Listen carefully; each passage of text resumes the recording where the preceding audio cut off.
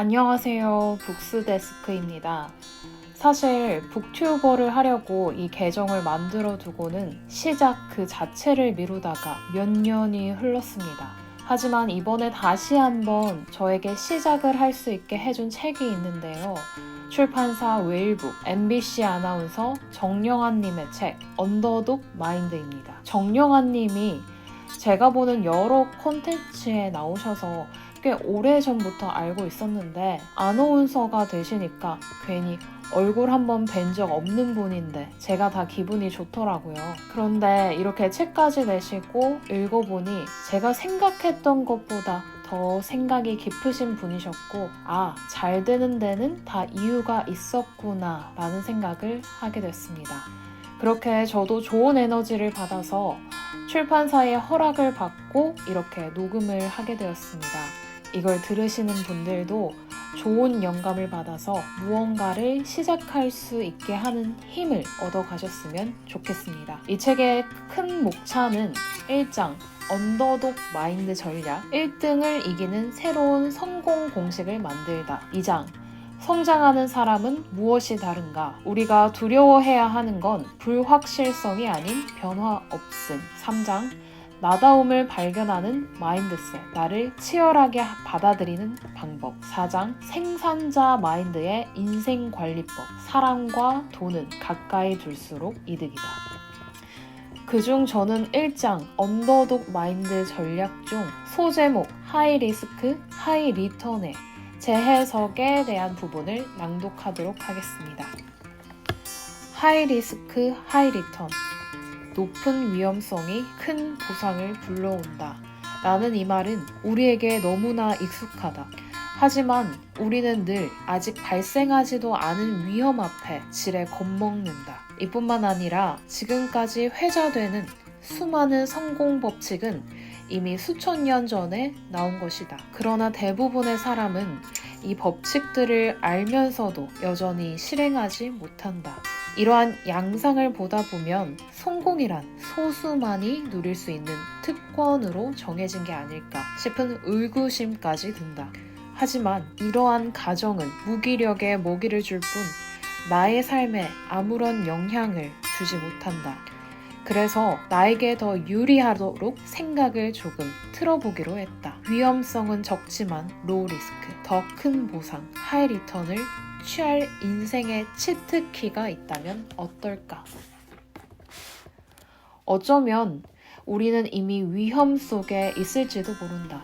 열악한 환경 속에 매일 발버둥을 치며 힘겹게 싸우고 있지 않은가. 우리의 일상 전체가 위험, 하이 리스크 라면 큰 보상, 하이 리턴을 도출할 준비가 이미 갖추어졌다는 뜻 아닐까? 이러한 마인드를 장착하자 두려움 때문에 도전이 막혔을 때 더 쉽게 상황에 대해 생각할 수 있게 되었다. 새로운 위험을 감수하는 게 겁이 난다면 굳이 안 해본 일에 무리하며 도전할 필요 없다. 이미 감내한 위험 요소들을 찾아 그곳에서부터 보상을 걷어보는 것이다.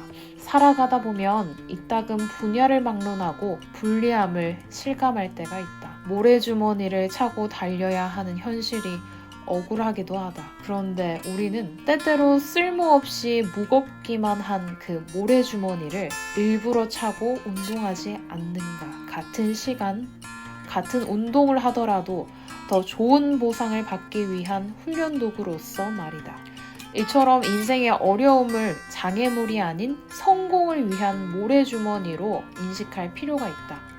때려야 뗄 수 없는 환경의 제약을 어쩌겠는가. 상황은 어찌할 수 없지만 그것을 해석하는 건 우리 몫이다. 모래주머니를 차고 있는 당신은 이미 위험을 감수하고 있다.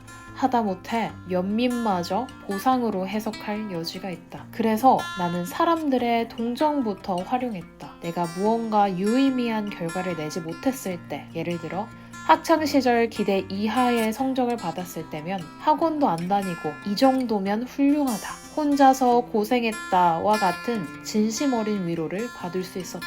굳이 타인에게 위로받지 못하더라도 괜찮았다. 나에게 어려운 환경이란 졌지만 잘 싸웠다며 스스로 위안 삼을 수 있는 최고의 피난처가 되어주었다. 애초에 열악한 환경을 지닌 사람을 향해서는 기대 자체가 크지 않다. 주목받지 못하는 만큼 무언가를 시작하는데도 부담이 적었다. 내가 만족시킬 대상은 나 하나로 충분했는데 이미 불리한 환경이라는 리스크를 등에 업은 만큼 추가로 염려해야 할 위험 요소가 적은 셈이었다. 일단 부담의 크기를 줄임으로써 무엇이든 시작해볼 용기를 키울 수 있었다. 아니나 다를까 두각을 나타내지 못했다 한들 무너질 필요가 없었다. 애당초 기대가 적었던 만큼 누군가에게 좀처럼 실망감을 안겨주는 일도 없었고 결과에 대한 아쉬움은 환경을 탓하면서 달랬다. 상황이 좀 더 나아진다면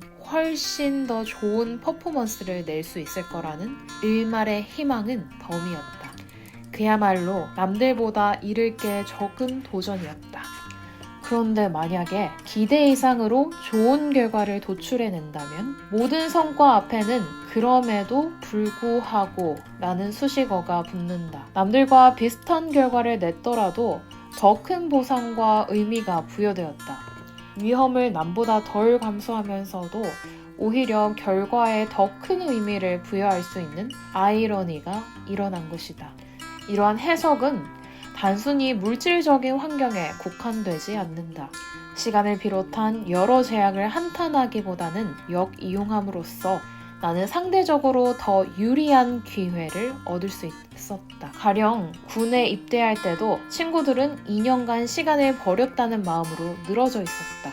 그런데 나는 그들의 무기력함 속에서 오히려 앞서 나갈 기회를 찾았다. 모두가 가만히 있다면 일단 뭘 해도 우위에 서기 쉽다. 시작은 사회에서 취업 준비가 한창인 여자 동기들을 따라 토익 공부와 자격증 따기에 몰두했다. 그렇게 반년 정도가 지날 무렵 나는 취업에 필요한 기본적인 스펙을 미리 갖추게 되었다. 확실히 마음의 여유가 찾아왔다. 그 기세를 이어 더 많은 것을 준비했으면 좋았을 법도 하지만 서너 개의 자격증을 따고 나니 조금은 의욕이 꺾였다.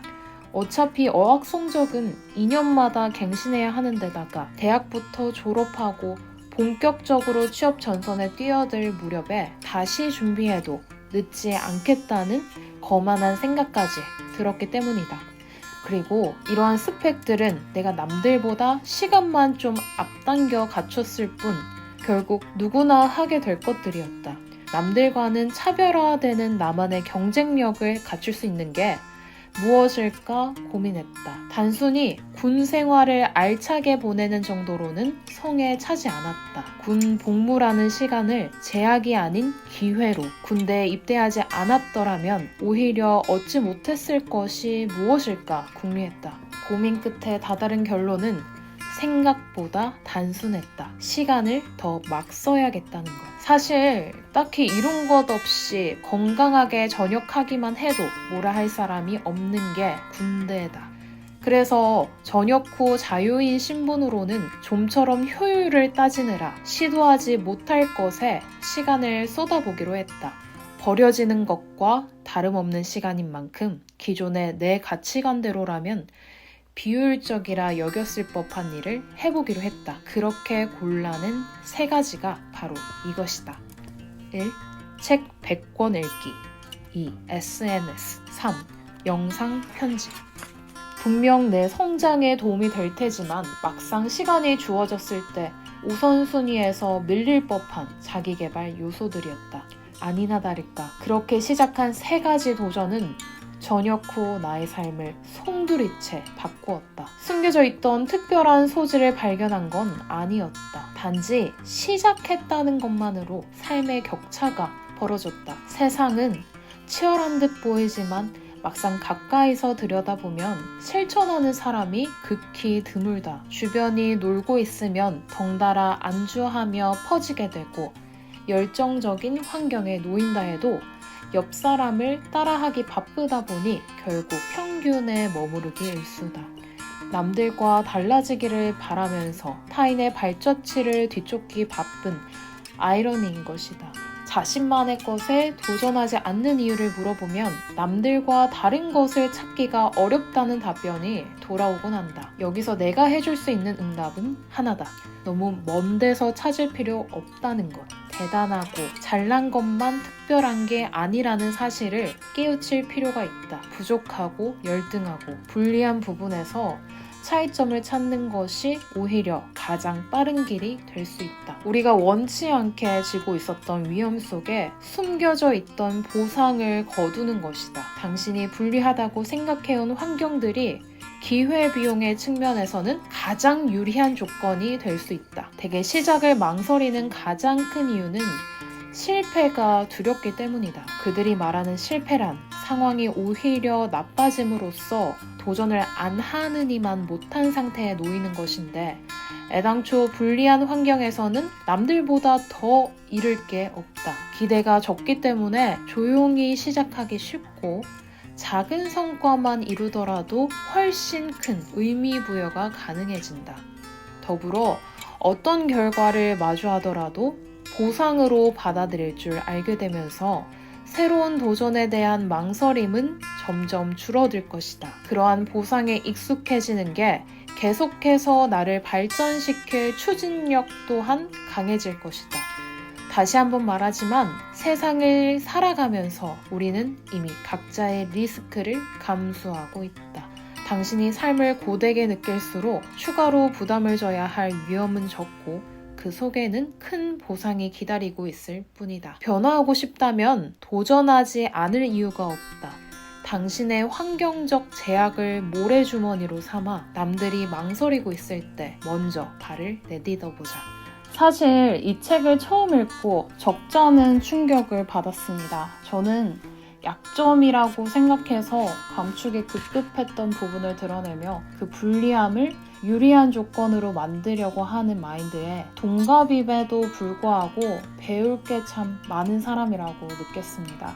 자기계발에 관심이 있으신 분들, 특히 20대라면 이 책 꼭 읽어보셨으면 좋겠습니다. 이렇게 저의 첫 영상이 끝났는데요. 유튜브의 시대에 처음 영상 프로그램을 만져보고 아직 잘 다룰 줄 모르는 게 부끄럽지만 점차 나아지면서 이 채널을 성장시켜 보겠습니다. 오늘도 따뜻한 하루 보내시고요. 빠른 시일 안에 다시 찾아오겠습니다. 감사합니다.